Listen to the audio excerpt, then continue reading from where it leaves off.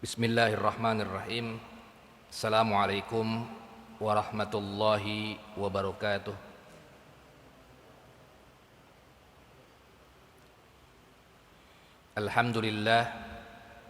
Alhamdulillahi rabbil alamin. Wabihi nasta'in wa ala umurid dunya waddin.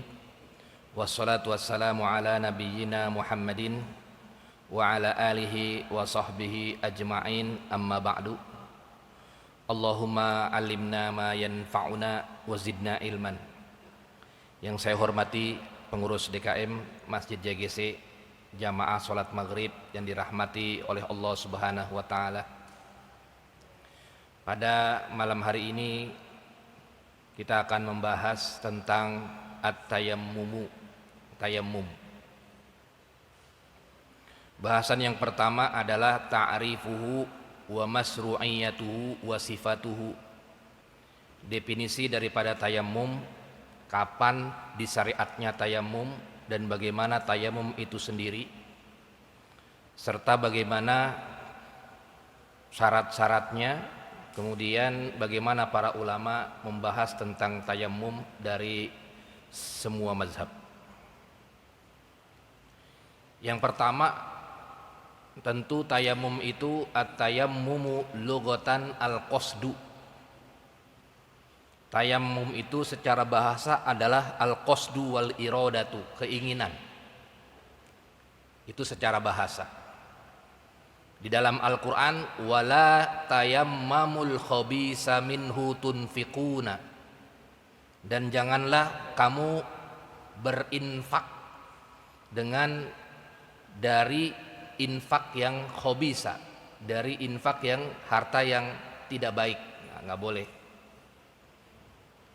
Janganlah kamu berkeinginan untuk meninfakkan harta dari harta yang tidak baik, harta yang haram. Nah, ini secara bahasa tayammum itu maknanya adalah al-qasdu wal iradatu. Kemudian secara istilah wasar'an arafahul fuqaha. Arafahul fuqaha, para ulama mendefinisikan tayammum itu faqalal hanafiyatu, mazhabnya Imam Abu Hanifah mendefinisikan mashul wajhi wal yadaini an sa'idin mutahharin, mengusap wajah dan kedua tangan dengan debu yang suci. Itu definisinya. Mengusap wajah dan kedua tangan dengan debu yang suci. Kemudian waqala Syafi'iyah, Imam Syafi'iyah lebih lengkap lagi, definisinya adalah isalut turabi ilal wajhi wal yadaini, mengusap wajah dan kedua tangan dengan debu badalan anil wudu'i, sebagai ganti daripada wudu dengan air, awil ghusli aw adwin minhuma bisara ito makhsusatin, dengan syarat-syarat yang khusus. Tayammum itu mengusap wajah dan kedua tangan sebagai pengganti dari air yang tidak ada air, kemudian pengganti wudu, mandi dengan syarat-syarat yang tertentu. Nah, nanti ada syarat-syaratnya. Lalu kapan tayammum itu disyariatkan? Sebelum kita masuk kepada dalilnya, kapan syariat itu disyariatkan? Tayammum itu disyariatkan syara'a fi ghazwati Bani Mustalik fi sanatis sadisah minal hijrah. Tayammum itu disyariatkan ketika perang Bani Mustalik di tahun ke-6 Hijriah. Jadi baru disyariatkannya tayammum itu di tahun ke-6 Hijriah. Hinama adoat Aisyah faba'asa Rasulullah sallallahu alaihi wasallam fi talabihi wa hanat as-shalah wa laisa ma'hum ma'an. Ketika Aisyah hilang, ada segerombolan atau kafilah para sahabat dengan Aisyah juga istrinya Rasul, dengan kuda, onta dan lain sebagainya. Kemudian Aisyah turun dari untanya, hendak buang hajat. Kemudian tertinggal itu Aisyah, Aisyah. Ini diceritakan di hadis ifki. Nah, ketika tertinggal Aisyah, wahanatis sholat datang, walaisa ma'ahum ma, tidak ada air di situ.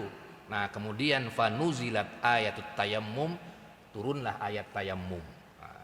Jadi berbarengan dengan atau beruntutan dengan surat An-Nur terkait dengan hadis ifki, hadis hoaks, ketika Aisyah dituduh oleh kaum munafikin berzina begitu.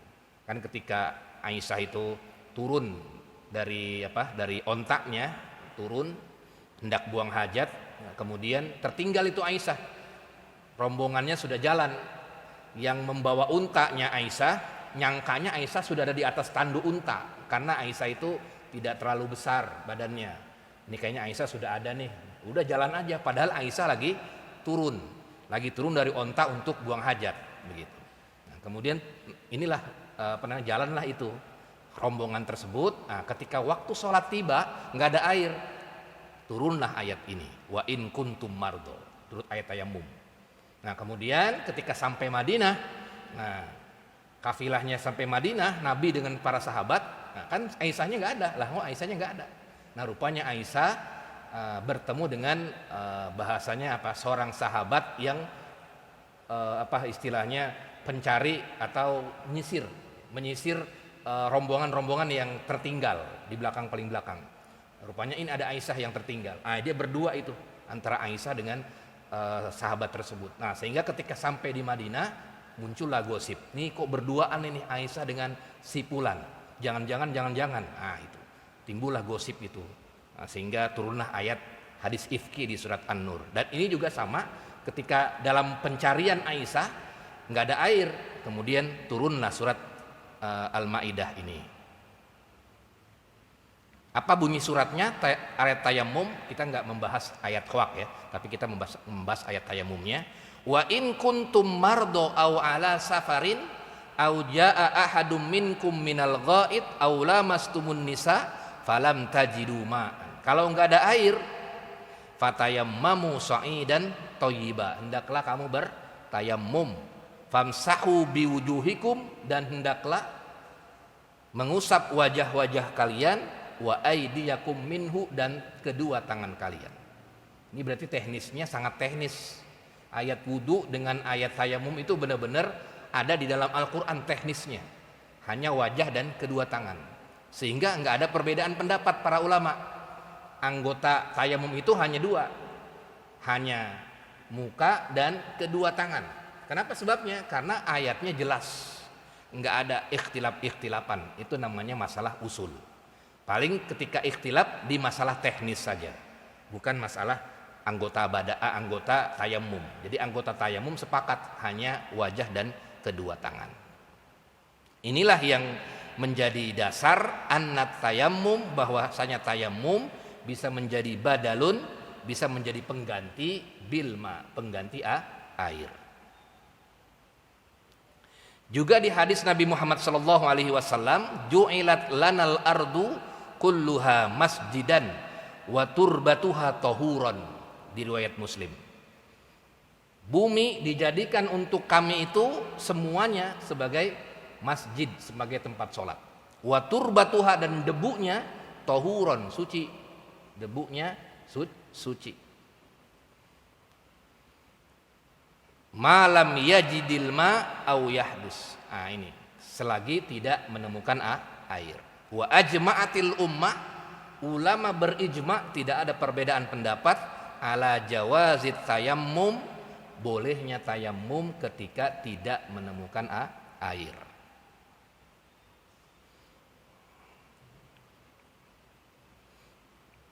Kemudian bahasan selanjutnya, tema berikutnya adalah terkait dengan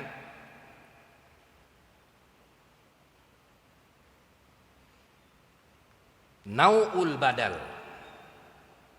Terkait dengan tayamum itu merupakan pengganti air secara mutlak, pengganti air, atau tayamum itu hanya karena darurat saja, karena nggak ada air sehingga boleh bertayamum. Nah, di sini tema berikutnya. Qala al-Hanafiyah, Imam Abu Hanifah ini berbeda dengan jumhur. Inna tayammuma badalun mutlakun. Tayamum itu merupakan pengganti secara mutlak. Secara mutlak. Fal hadasu yartafi'u bit tayammum ila waqti wujudil ma.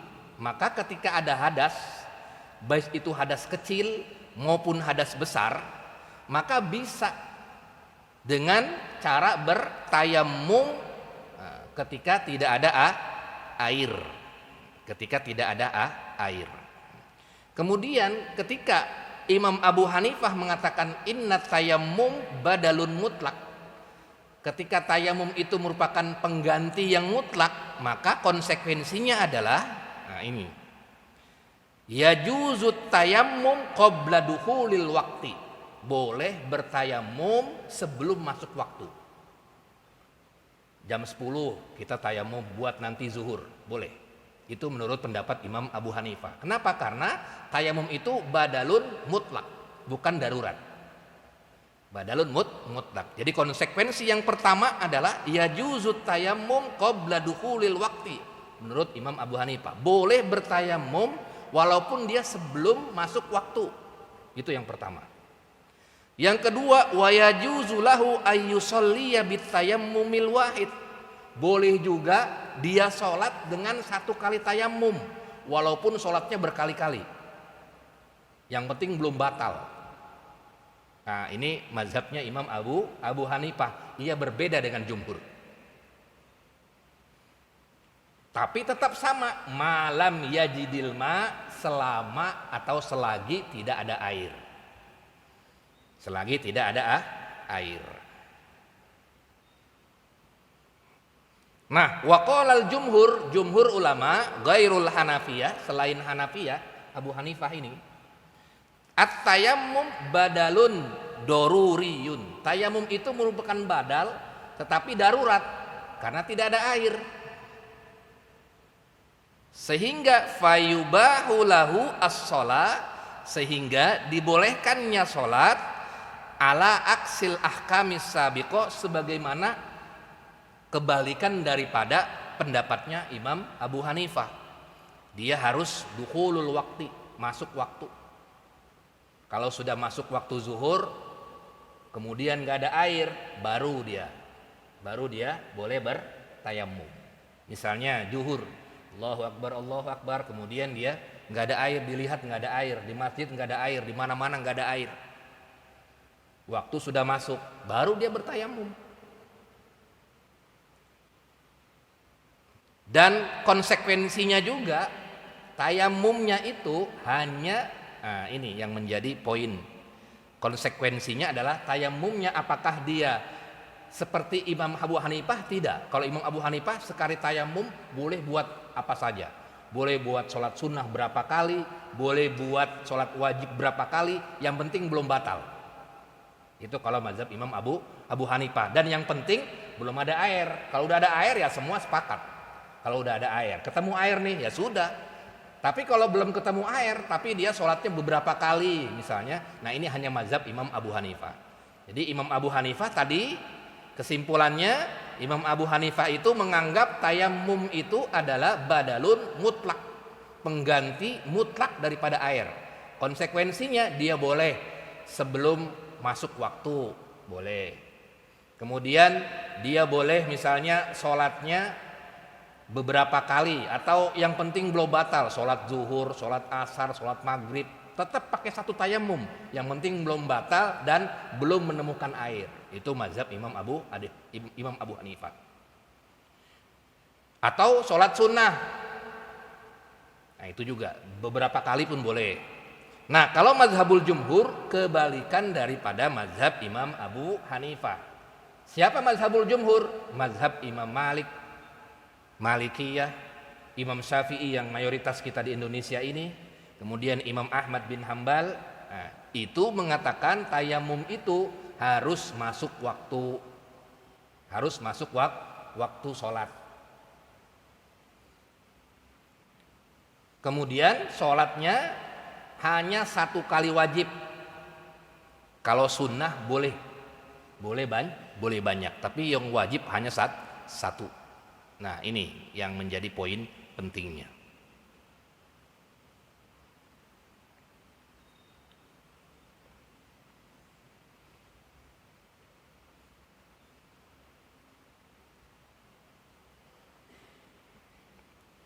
Apa dalilnya? Nah, dalil jumhur itu adalah di dalam Al-Quran, iza kuntum ilas sholati. Nah, gitu kan. Apabila kamu hendak sholat, berarti masuk waktu sholat. Memang di ayat awalnya, fagsilu wujuhakum, basuhlah wajah-wajah kalian, itu ayat wudu dulu, ayat wudu. Nah, kemudian kalau tidak ada air, baru dia bertayamum. Fa illam tajidu ma'an fatayammamu sha'idan thayyiba. Nah, ini yang dijadikan dalil jumhur bahwasanya tayamum itu harus masuk waktu. Kalau tidak masuk waktu, belum sah tayamumnya. Nah, berbeda dengan Abu Hanifah tadi, sebelum masuk waktu sholat dia boleh bertayamum.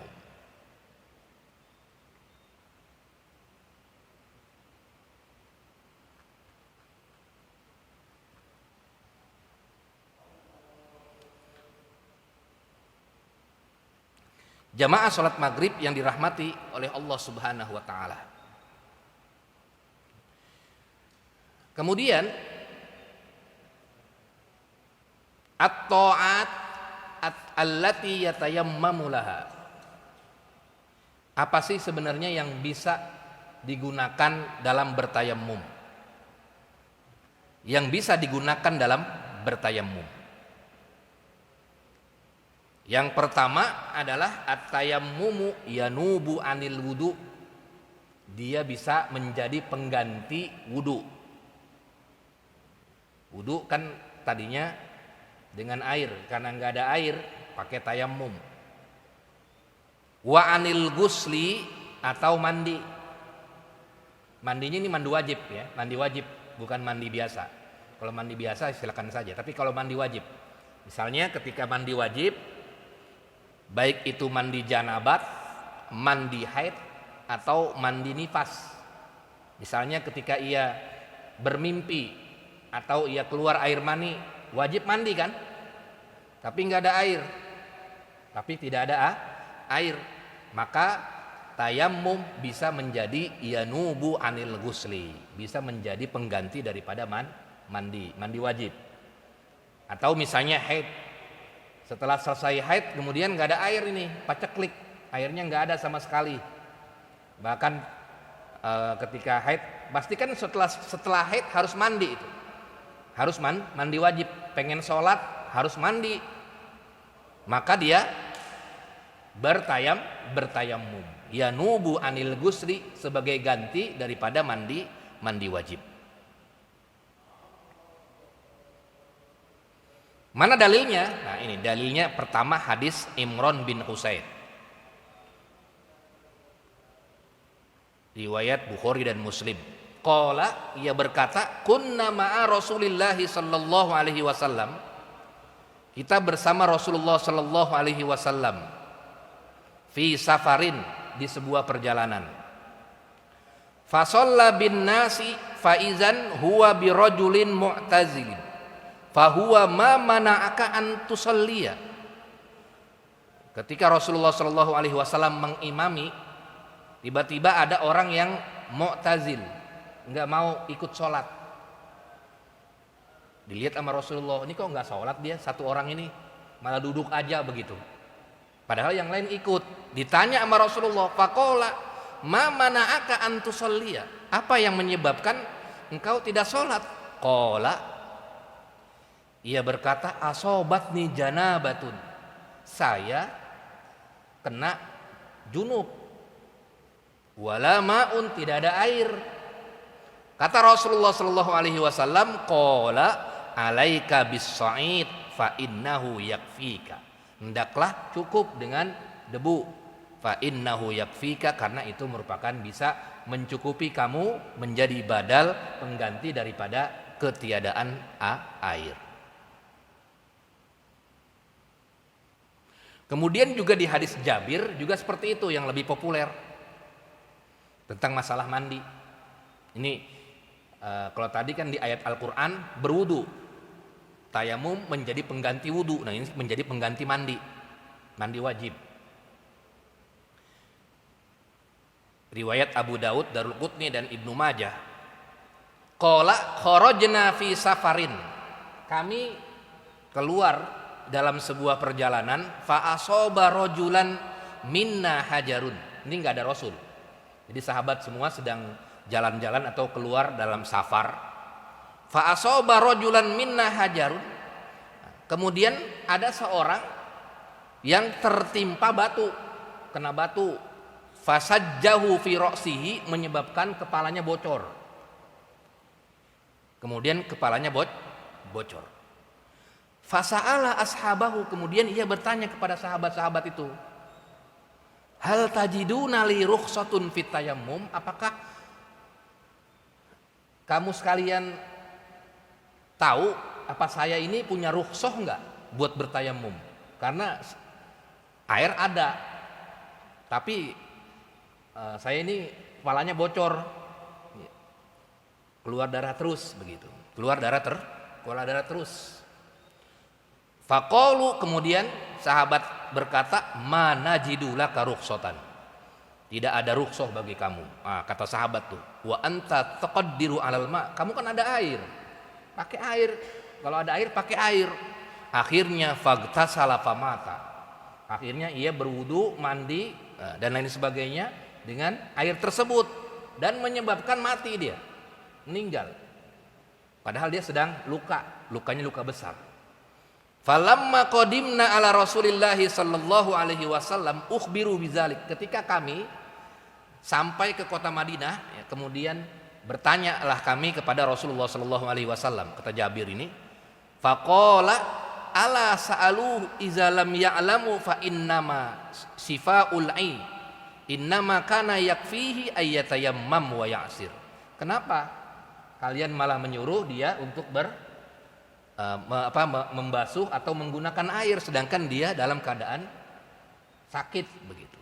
Nah ini berarti dalil kalau lagi sakit nggak bisa kena air maka boleh bertayamum, sehingga menyebabkan ya'sibu ala jurhihi, sehingga menyebabkan lukanya semakin besar, semakin parah.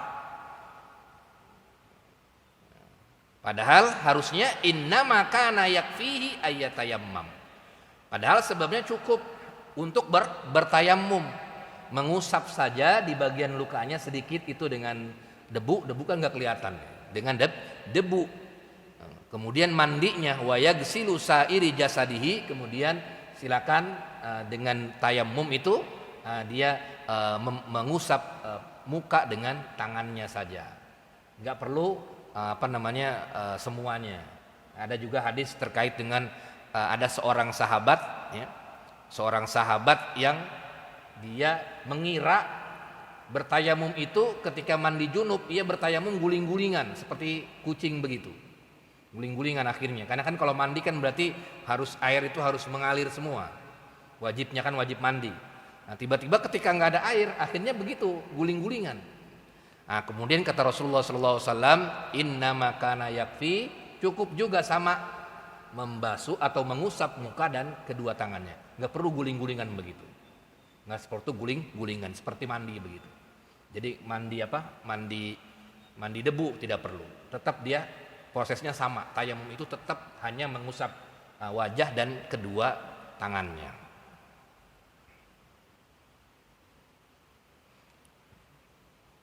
Bahkan di hadis yang lain, di Amr bin As, ketika lamma bu'isa fi ghazwati zatis salasil, ketika diutus dalam peperangan zatis salasil, ihtalamtu fi lailatin baridatin sadidatil barq. Amr bin As itu mimpi di malam yang dingin, mimpi keluar mani, junublah dia. Fatayammamtu summa shallaitu bi ashabi sholati subhi. Kemudian aku bertayamum. Akhirnya sholat subuh bersama dengan sahabat-sahabat lain. Kemudian ditanya, ya Amr, ditanya kepada kepada Amr. Salah seorang sahabat bertanya kepada Amr, ya Amr, shallaita bi ashabika wa anta junubun? Kamu sholat bersama kami dan kamu dalam keadaan junub?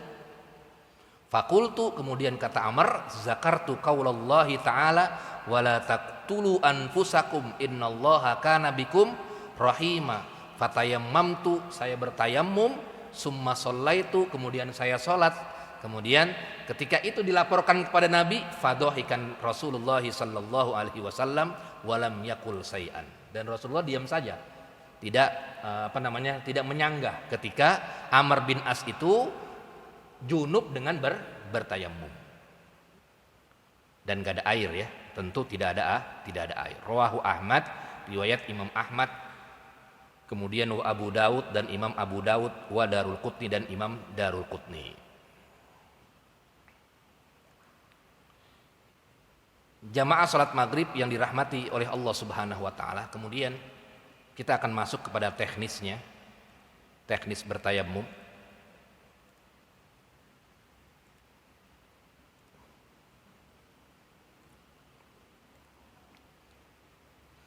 Jadi yang pertama, yang poin yang penting adalah tayamum itu kalau tidak ada air. Kemudian yang kedua, bagaimana kasusnya ketika bertayamum kemudian mendapatkan air. Dia sudah bertayamum kemudian mendapatkan air. Udah bertayamum kemudian sholat, tiba-tiba airnya ngocor. Airnya ngocor. Pumpnya sudah jalan, misalnya begitu. Nah, ini terdapat di dalam sebuah hadis Nabi Muhammad SAW, riwayat Abu Daud dan Imam Nasai. Kasusnya, An Abi Sa'id Al-Khudri, dari Abi Sa'id Al-Khudri radhiyallahu anhu. Qala kharaja rajulani fi safarin. Ada dua orang lelaki, dia sedang bersafar, dalam perjalanan bersafar. Fahadaratis shalah, kemudian sholat tiba, datanglah waktu sholat. Walaisa ma'ahu ma'un, tidak ada air. Fatayammama sha'idan thayyiba, kemudian mereka berdua akhirnya tayammum.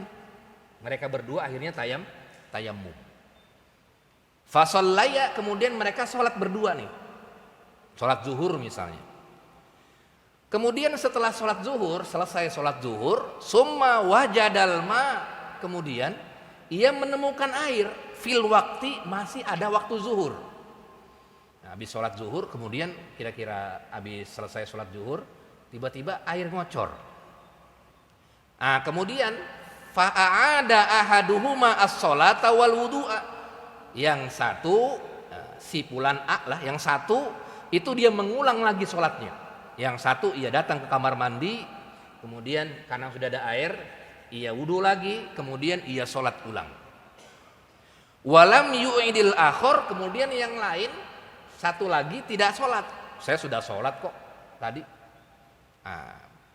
Itu kasusnya. Kemudian summa ataya Rasulullah sallallahu alaihi wasallam, kemudian datanglah kedua orang tersebut kepada Rasulullah sallallahu alaihi wasallam. Fadzakara zalika lahu, kemudian menceritakan kasus tersebut, diceritain kasus tersebut. Kata Rasulullah sallallahu alaihi wasallam, lillazi lam yu'id asobatas sunnah wa ajza'atka sholatuka wa qala lil akhar lakal ajru marratain. Rasulullah sallallahu alaihi wasallam kepada orang yang tidak sholat lagi, engkau sudah mendapatkan sunnah dan sholat kamu sudah cukup. Artinya sudah sah sholatnya, walaupun kamu tidak berwudu lagi, sudah sholat. Sudah sholat.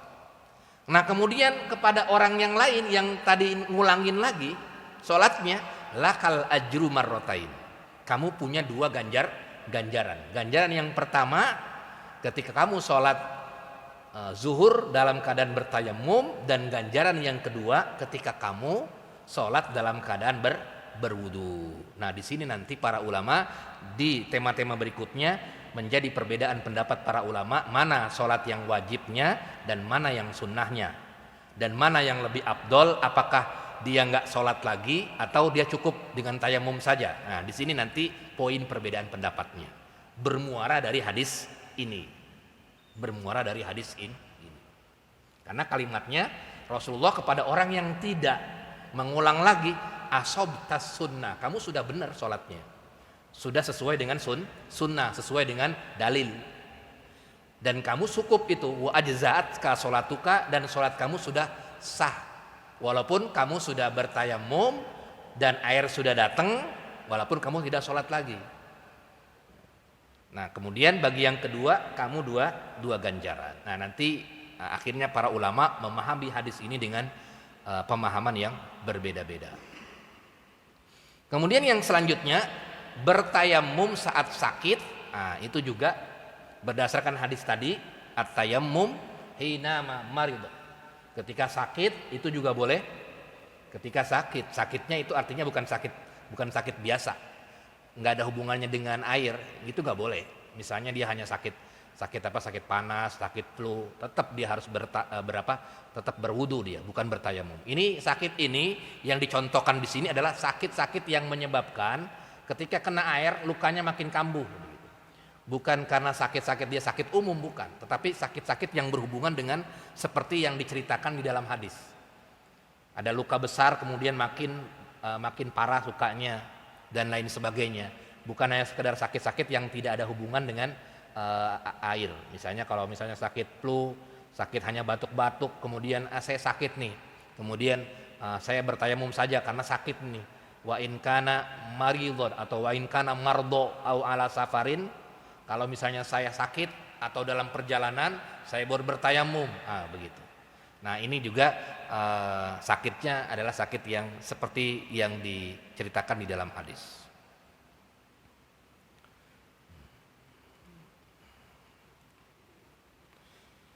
Nah, kemudian tentang kaifiat bertayamum, tata cara bertayamum, di sini dari hadis Ammar bin Yasir. Hadis Ammar bin Yasir. Ja'a rajulun ila Umar bin Khattab. Aku datang mendatangi Umar bin Khattab. Faqala, berkata, inni ajnabtu, saya junub, falam usibil ma, dan saya tidak menemukan air. Faqala Ammar bin Yasir li Umar bin Khattab, kemudian Ammar bin Yasir berkata kepada Umar bin Khattab, amma tazkuru anna kunna fi safarin ana wa anta wa amma anta falam tusalli. Kemudian faqala Nabi, kemudian kata Ammar bin Yasir, saya ingat Rasulullah sallallahu alaihi wasallam berkata, innama kana yakfika hakaza, cukup engkau seperti ini. Fadoroban Nabi memukul. Fadoroban Nabi memukul itu artinya memukul itu seperti ini. Memukul artinya doroba itu memukul dalam bahasa Arabnya, tetapi dalam bahasa tayamum dia meletakkan atau menempelkan tangan kita ke dalam ke tanah, ya, ke debu. Bikafain, dengan dua telapak tangan, al ardo, ke bumi atau ke debu, wa nafakha fihima, kemudian ditiuplah itu, ditiup begitu, summa masaha bihima wajhahu wa kaffaihi. Kemudian Nabi Muhammad sallallahu alaihi wasallam mengusap wajahnya dan kedua telapak tangannya. Nah, ini hadis yang pertama, hadis riwayat Imam Bukhari. Hadis riwayat Imam Bukhari. Nah, dari hadis ini, dia Rasulullah Shallallahu Alaihi Wasallam mengajarkan bertayamum, memukulkan atau menghempaskan atau menginikan, ya, ke bumi atau ke debu, ya, kemudian diusap ini muka, ya, kemudian langsung ke kedua tangan. Jadi sekali saja. Ini pendapat yang pertama, hadis yang pertama ini. Hadis Imam Bukhari. Kita ambil hadis Ammar bin Yasir ini adalah hadis tentang tayamum, cara bertayamum 1 kali tepuk saja, kemudian langsung dengan muka dan kedua tangannya.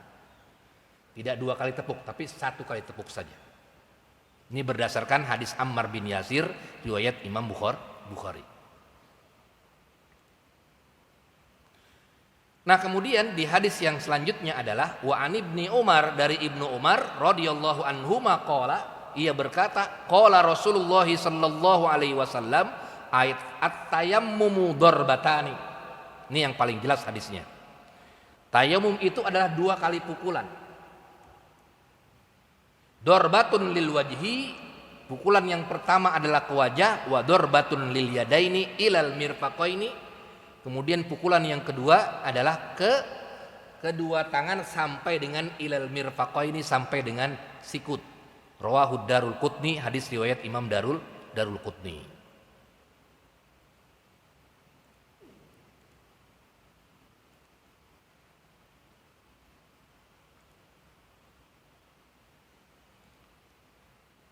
Nah, kemudian dari sini, nah, para ulama fikih, fakhtalafal ulama, para ulama fikih mengatakan ada beberapa pendapat terkait dengan apakah harus 1 pukulan.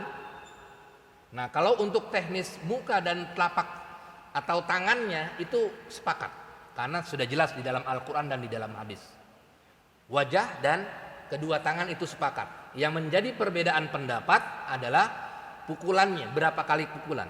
Apakah sekali saja ia gunakan langsung ke kedua tangan, atau 2 kali ke muka saja kemudian mukul lagi kemudian ke kedua tangan. Kemudian yang kedua adalah tentang terkait dengan tangan, apakah cukup dengan yadain ini, 2 tangan ini saja, atau sampai dengan kesini, sampai dengan berdu ilal mirfaqain. Nah, itu yang menjadi tema perbedaan pendapat para ulama. Perbedaan pendapat para ulama. Mazhabnya Imam Ahmad dan Imam Abu Hanifah, dia 1 kali. 1 kali, kemudian hanya sampai yadaini, sampai kedua tangan saja. Nah, dia 1 kali ketuk, kemudian muka langsung ke sini saja, tanpa sampai ilal mirfaqain, tanpa sampai sini, hanya cukup segini saja.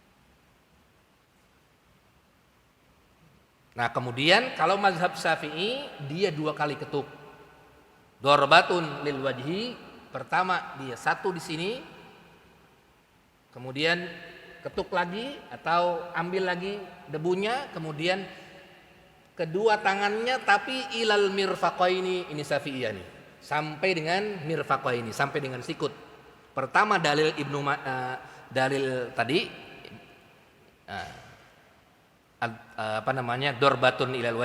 darbatun lil wajhi tadi. Kemudian yang kedua adalah mengkiaskan tentang wudu. Wudu itu kan sampai sini, maka tayamum pun sampai sini, nggak perlu sampai sini, begitu ya. Itu Syafi'iyah. Sedangkan kalau Malikiyah, nah dia 2 kali tetap, tapi sampai sini saja, tidak sampai ilal mirfaqaini. Tidak sampai ilal mirfaqaini. Tetap dia 2 kali ketukan tapi sampai yadain saja. Kenapa ini yadain saja? Karena memang kalau di dalam Al-Qur'an, kalau wudu kan ada sampai ilal mirfaqain. Fagsilu wujuhakum wa aydiyakum ilal marafiq. Nah, kan kalau di wudu begitu. Hendaklah kamu membasuh wajah dan kedua tangan kamu sampai dengan sikut. Itu kalau ayat wudu. Wudu dengan air. Tapi kalau ayatnya tayamum, dia hanya wabsahu biruusikum wa aydiyakum minhu, tidak ada marafiqnya. Dan hendaklah usapkanlah wajah kamu dan kedua tangan kamu, tidak ada ilal marafiq. Yang ada di hadis tadi. Nah, itu yang menjadi poin perbedaan pendapat para ulamanya. Sampai di sini ada diskusi, tafadhol. Sebelum kita masuk ke tema-tema berikutnya. Iya, Pak.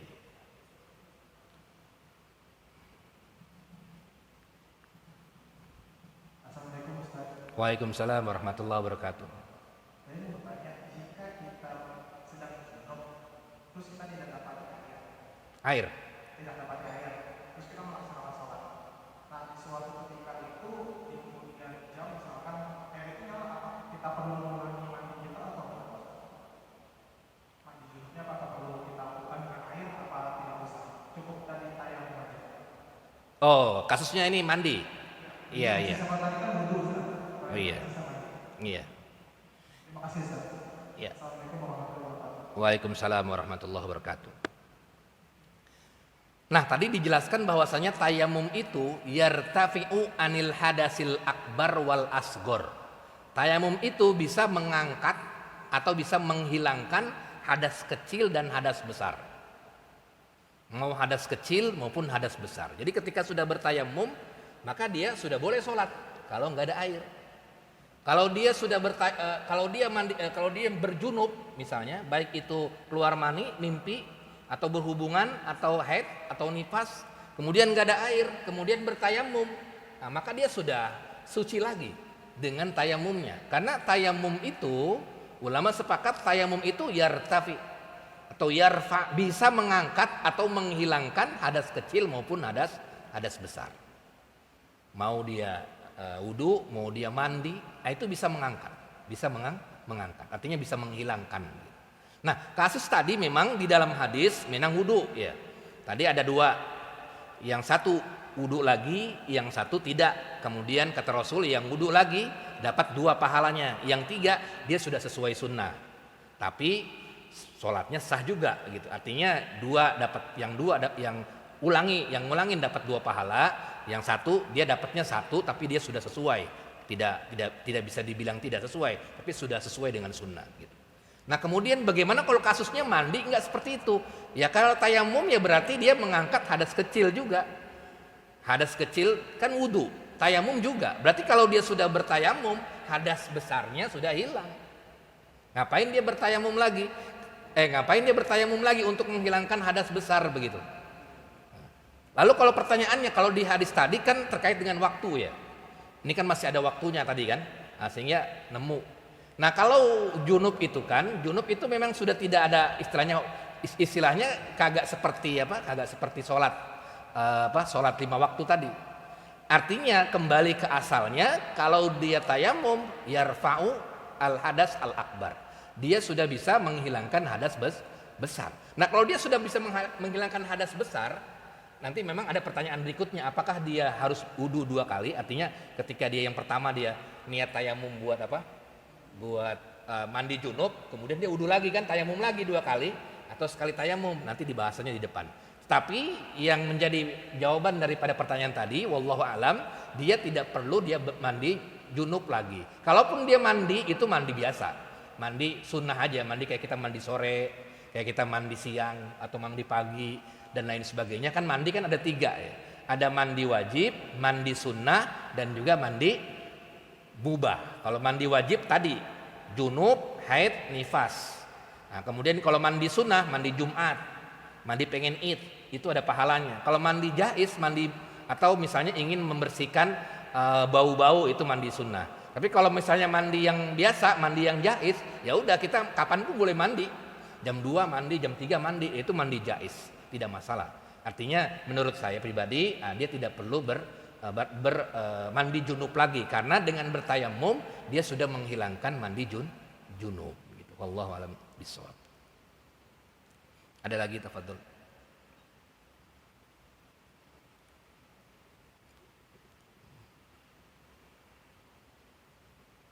Jadi bertayamum bisa untuk hadas kecil maupun hadas besar ya, tidak hanya hadas kecil saja. Kalau ada yang ada mazhab yang mengatakan tidak boleh hanya wudhu saja, berarti menurut saya walaupun ada yang seperti itu mazhabnya, tapi hanya minoritas saja. Mazhab yang minoritas yang menurut saya tidak bisa dijadikan dalil hujah. Karena kan dari sisi dalil tadi hadis banyak terkait dengan sahabat yang mandi junub, yang berjunub kemudian bertayamum, kan sudah ada hadisnya. Jadi kita kalau ada pendapat pun bisa ditinggalkan pendapat itu gara-gara ada hadis. Kalaupun ada misalnya ulama yang mengatakan tetap dia harus mandi wajib, tapi kalau sudah ada hadis ya sudah selesai. Artinya pakailah yang hadis tersebut, karena sahabat pun ketika mandi junub ya kemudian nggak ada air ya cukup dengan bertayamum dia udah hilang. Sholatlah, berarti kan kalau sholat udah sah sholatnya. Jadi kalau ada air yang nggak perlu mandi lagi. Kalaupun mandi berarti bukan mandi junub, namanya mandi sunnah saja, atau bisa dibilang mandi mubah begitu. Mandi mudah.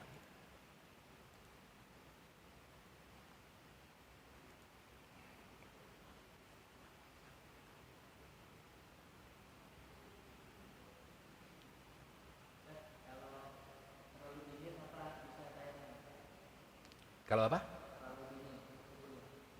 Terlalu dingin suhunya atau terlalu panas begitu ya? Terlalu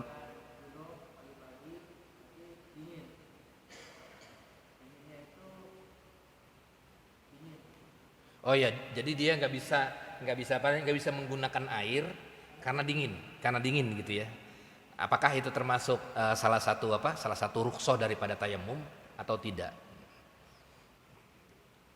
Nanti memang dibahas di asbabut tayamum di sini ya. Ada asbabut tayamum di sini, ada banyak di sini ya. Yang pertama ada hilang air, nggak ada air. Kemudian kita lihat nih ya, terkait dengan ada air tapi sedikit airnya, sakit. Kemudian ada al-hajah ilal ma, ada kebutuhan buat air tersebut, walaupun ada banyak tapi butuh begitu. Artinya ada sekampung itu kalau misalnya kita gunakan buat selain minum, habis itu airnya. Nah, itu bisa itu. Kemudian al-khauf, kemudian takut, siddatil barot masuk juga. Dingin sekali, siddatul barot itu dingin sekali, tetapi ada perbedaan pendapat di sini. Ada perbedaan pendapat antara Syafi'iyah dan Hanabilah, kemudian antara Hanafiyah dan Malikiyah terkait dengan siddatil barot. Dingin itu ada alasannya di sini. Kemudian juga ada yang lain. Ada 10 di sini ya. Ada 10 terkait dengan alasan-alasan yang dibolehkan untuk bertayamum. Tapi mudah-mudahan bermanfaat. Nanti kita akan lanjutkan di pertemuan yang akan datang tentang tema-tema berikutnya. Di pertemuan yang akan datang sama-sama kita akhiri dengan membaca doa kafaratul majlis. Subhanakallahumma bika asyhadu an la ilaha illa anta astaghfiruka wa atubu ilaik. Wabillahi taufiq wal hidayah wal afu minkum. Assalamualaikum warahmatullahi wabarakatuh.